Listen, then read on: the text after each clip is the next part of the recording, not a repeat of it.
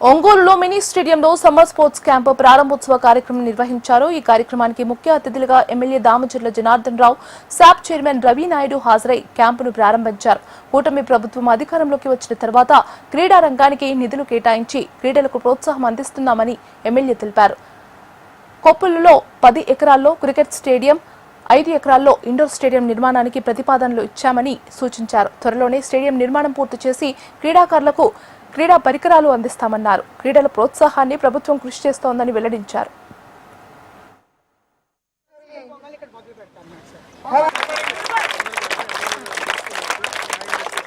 ఈనాటి కార్యక్రమానికి ఉన్నాం. అదేవిధంగా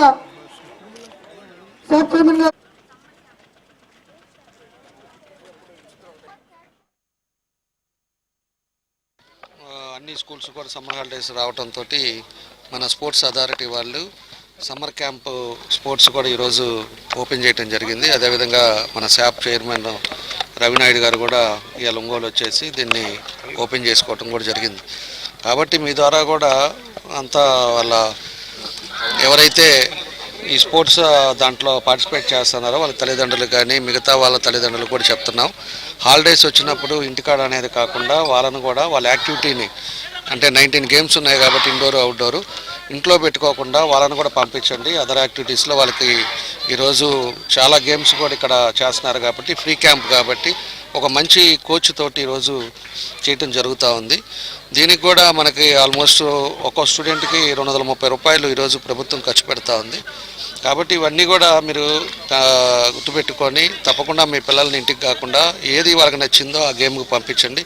మార్నింగ్ ఈవినింగ్ మంచి ట్రైనర్ తోటి కోచింగ్ ఇవ్వడం జరుగుతుంది కాబట్టి అందరూ పంపించాలని చెప్పేసి కూడా మేము కూడా కోరుకుంటా ఉన్నాం. సమ్మర్ క్యాంపులో భాగంగా రాష్ట్ర వ్యాప్తంగా 1400 పైన క్యాంపులు నిర్వహించడం జరుగుతుంది. దాంట్లో భాగంగానే ఈరోజు ఒంగోలులో గౌరవ శాసనసభ్యులు దామచర్ల జనార్దన్ గారి చేతుల మీదుగా ఈ క్యాంపును కూడా పర్యవేక్షించడం, స్పోర్ట్స్ ఎక్విప్మెంట్ కూడా ఇవ్వడం జరిగింది. ఈరోజు సమ్మర్ అంటే మనకు గుర్తొచ్చేది క్రీడలు. ఆ పిల్లలు ఏదైతే ఉన్నారో క్రీడల్లో బాగా రాణించాలి, మెడలిస్టులు అవ్వాలి, ప్రోత్సహించాలి. తద్వారా క్రీడా రంగంలో కూడా క్రీడాకారులను గౌరవించి గుర్తించే బాధ్యత ఆంధ్రప్రదేశ్ స్పోర్ట్స్ అథారిటీ తీసుకోవాలనే ఉద్దేశంతోనే ఈ క్యాంప్స్ను సమర్థవంతంగా నిర్వహించడం జరుగుతుంది.